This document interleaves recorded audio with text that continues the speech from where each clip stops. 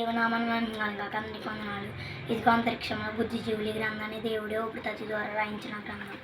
అలాగే ఆధునిక విజ్ఞాన శాస్త్రానికి బైబిల్ గ్రంథానికి పూర్తిగా చుక్కలేదు అని జోరుగా ప్రచారం జరుగుతోంది. మానవ చరిత్ర ప్రారంభంలో జరిగిన వింత సంఘటనలకు వివరణ సైన్స్ ఇవ్వలేకపోతున్నప్పుడు విజ్ఞాన శాస్త్రానికి బైబిల్ సహాయకరంగా ఈ భూలోక మానవ చరిత్ర ప్రారంభపు రహస్యాలను వైజ్ఞానికుల కాలం ముందు ఆవిష్కరిస్తున్నప్పుడు బైబిల్ విరోధులు తమ తలలు ఎక్కడ దాచుకుంటారు?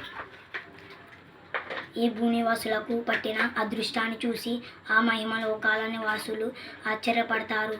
స్త్రీలు దాన్ని చూసి ధన్యురాలందరూ రాణులను ఉపపత్రులను దాన్ని పొగుడుదురు.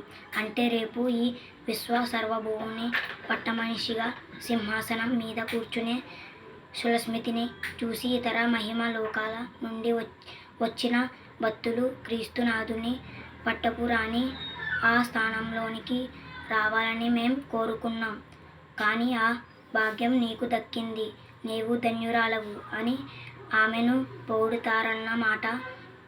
పరమగీతం 6:8-9. అగ్రకులాల ఉన్నత వర్గాల మధ్య ఒక నిమ్మ కులస్థుడిలాగా ఆ మహిమ గల ప్రపంచాల మధ్య ఈ భూలోకం ఉంది. అయితే ఆ మహిమ ప్రపంచాలు తమ మహిమలను చూసుకొని గర్వించకుండా ఉండాలని ఈ మట్టి మనుషులతోనే ఒక మహిమ గల వధువుని నిర్మించి తన కుమారునికి భార్యగా అనుగ్రహించబోతున్నాడు. ఈ గ్రంథాన్ని దేవుడే ఉపతతి ద్వారా రాయించిన గ్రంథం. ఈ గ్రంథాన్ని చదివితే మీకు బోల్డెన్ విషయాలు అర్థమవుతాయి.